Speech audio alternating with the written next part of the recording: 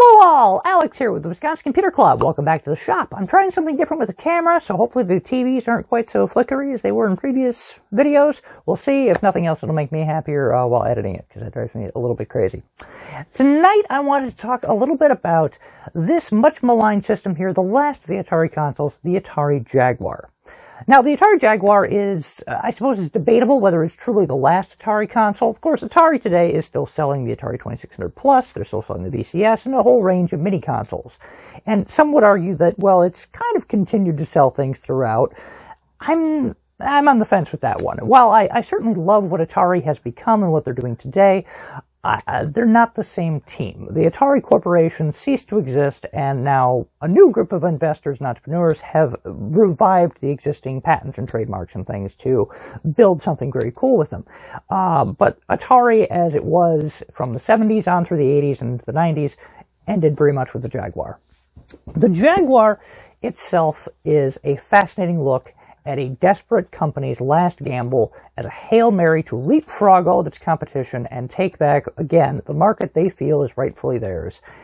And once again, it ended in spectacular failure. For most companies, they wouldn't get as many chances to try as Atari did, and Atari tried many times with many systems to try and retain this ultimate video game supremacy they had in the early 1980s, and they just could not get there again. So the Jaguar history really stems back to the kind of latter half of the 1980s. The Atari 7800 was launched following the purchase of Atari by Jack Tramiel of Commodore to try and regain their foothold in the console market. 7800 was about equitable to the NES in terms of computing power, but the video game lineup for it wasn't great. And the other problem was the NES already existed, and it had a lot of games people really wanted. And the NES install base was so large and so quick to grow that the 7800 was always kind of on the back foot. So Atari decided, well, let's try and take our kind of flailing and failing 8-bit computer range and try and flood the market with the games we have for that by consoleizing one of our computers. And the video game console, the XEGS, entered the market and pretty quickly died as well. The Atari computer range, the ST, their high-end range, also kind of ran into the ground in the early 90s as they were losing a battle to the Commodore Amiga, which was itself losing a battle to both Macintosh and the IBM PC for the office and home market, respectively. So Atari really had kind of a dark future. They had hired on a development team to work on a new console called the Panther, and that was going to be seen as roughly equitable to the Sega Genesis, the Super Nintendo, and the TurboGrafx 16, and they were planning to launch that in 1991. So that was kind of their, okay, we're going to take a strong step into the 90s. But they realized pretty quickly this was not going to be what they needed. They were seeing what other companies were doing. They saw things like the CD32. They saw things like the TurboGrafx 16 actually performing in North America. And they saw some of the things that Sega was doing with the Sega Genesis, the Mega Drive and whatnot, the CD add-ons and whatnot.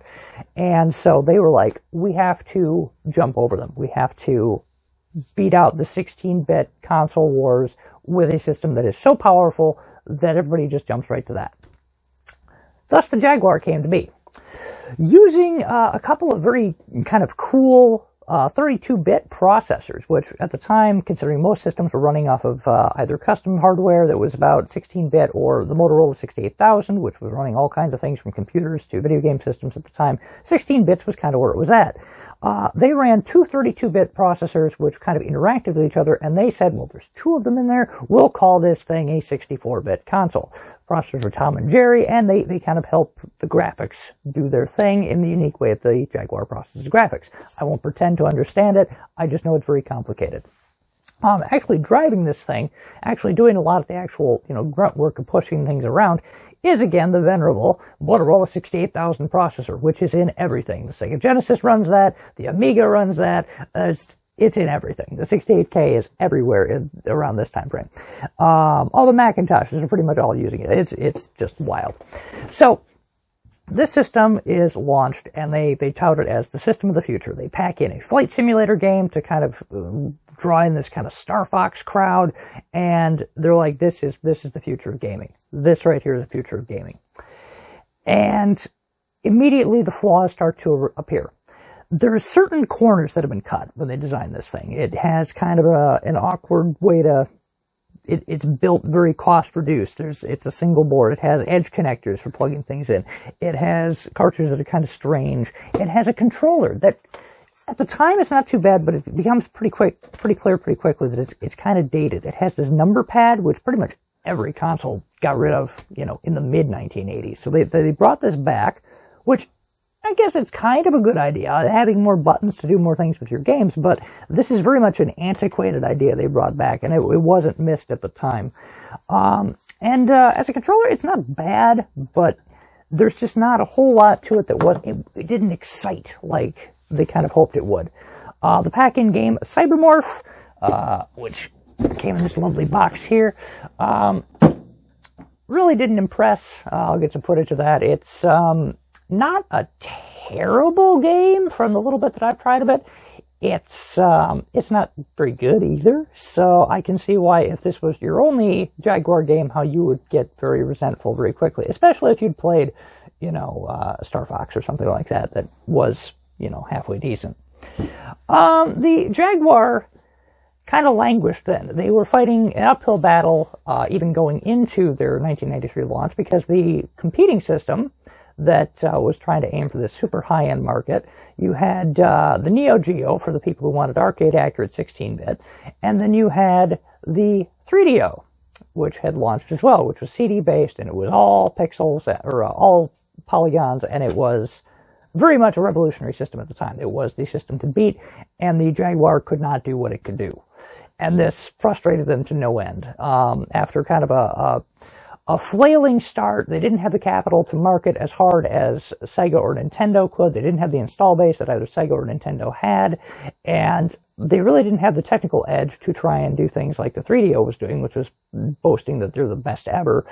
They had architecture that was difficult to code for, which turned off a lot of developers. It had bugs and things that a lot of games couldn't resolve, and it just compounded. It snowballed, and Atari wasn't able to survive that.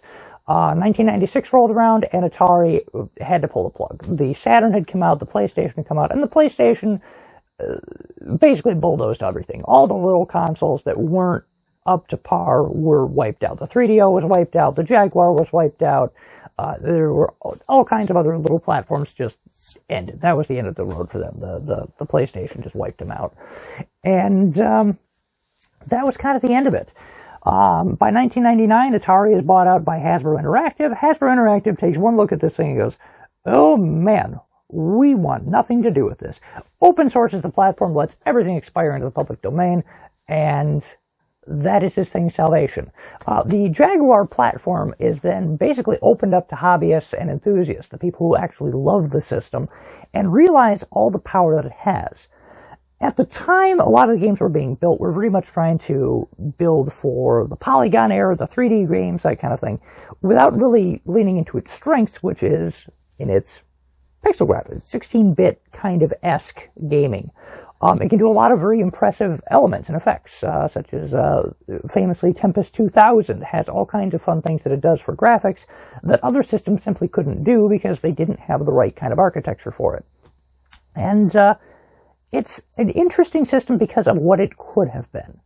Had the Jaguar been, I feel, if it had been developed a little bit further, if the hardware had been kind of refined a little bit further, had they had a little bit better of a game development lineup for their launch, this thing could have been something. It could have definitely been something.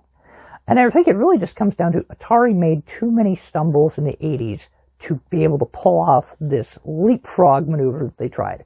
I think that their actual idea of trying to take technology that they have in-house and use it to jump over what everybody else can do is laudable. That's a fantastic idea. And it could have done some tremendous things for the industry overall.